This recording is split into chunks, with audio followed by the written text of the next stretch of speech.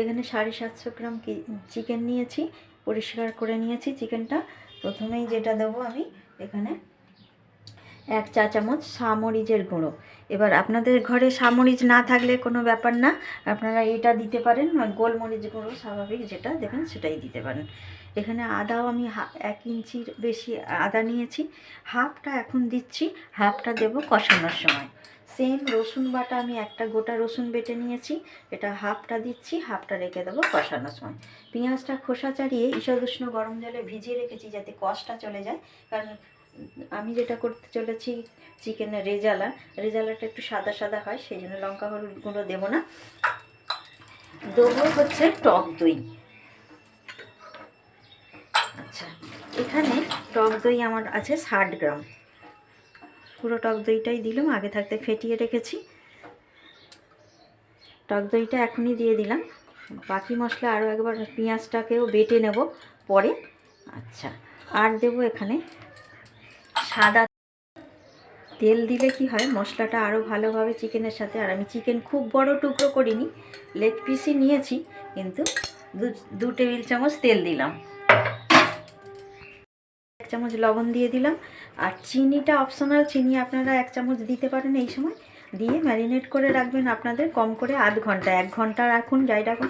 Chicken যত marinate করে রাখবেন ততই ভালো হবে, আর দইটা মাখানো থাকার ফলে চিকেনটা নরমও হবে আর চিকেন থেকে জল বেরোবে আলাদা করে, আর জল দেওয়ার কোনো প্রয়োজন নেই। আমি এই ভালো করে মাখিয়ে নিচ্ছি, হাত দিয়েই মাখিয়ে নিচ্ছি, হাত দিয়েই সবচেয়ে ভালো মাখানো হয়।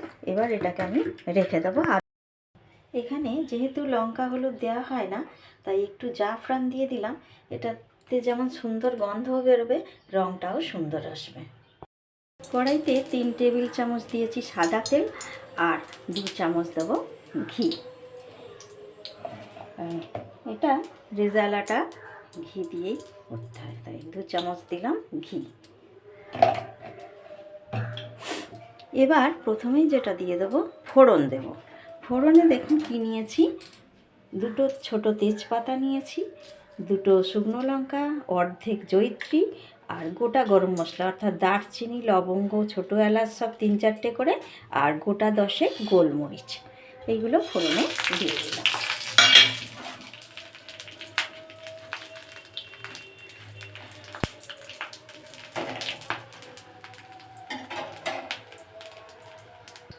আমার হয়ে গেছে, এবারে দিয়ে দেবো পেঁয়াজ বাটাটা।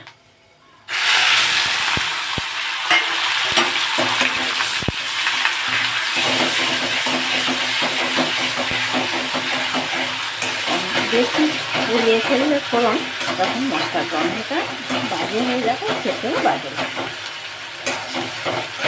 পেঁয়াজের কাঁচা গন্ধ চলে গেলে দিয়ে দেবো আদা রসুন বাটা।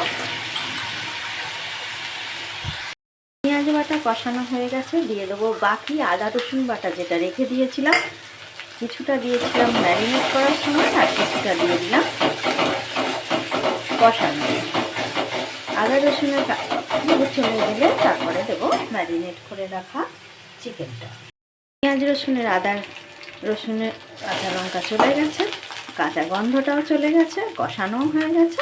এবার আমি আস্তে আস্তে চিকেনটাকে দিয়ে দেবো, দিয়ে চিকেনটাকে কষাতে থাকবো।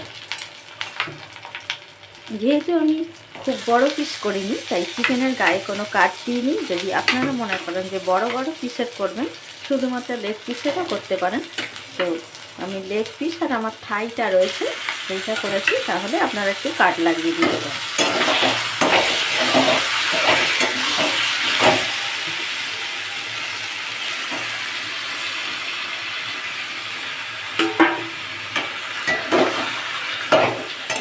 ঢাকা দিয়ে দিয়ে কষাতে থাকবো।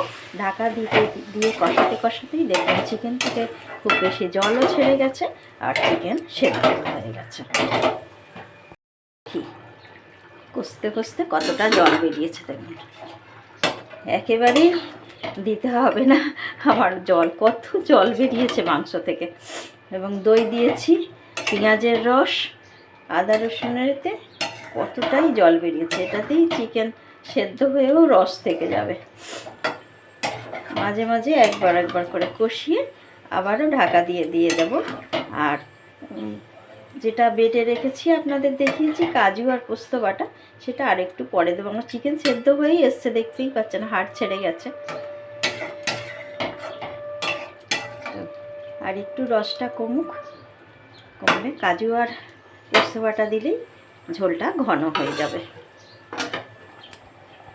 এতটা জল বেরোবে আমিও ভাবতে পারিনি, প্রচুর জল বেরিয়ে গেছে। জলটা একটু শোকাতে হবে। আর ওই যে বললাম কাজু আর পোস্ত বেটে রেখেছি, সেটাকে দিয়ে দেবো। আর কাঁচা লঙ্কা, মরিচ, শুকনো লঙ্কা ফোড়নে দিয়েছি, তাতেই কিন্তু মাংস যা ঝাল হবার কিন্তু ঝাল হয়ে যাবে, ভালোই ঝাল হয়ে যাবে। বেশ, জল দেবো না এইটা। আর কাজু বাটা জানেন তলায় ধরে যাওয়ার সম্ভাবনা থাকে, সেই জন্য কাজু বাটাটা পরেও দিল। আর এই কাজু আর পোস্ত বাটাটা দেওয়ার ফলে ঝোলটা ঘন হয়ে যাবে।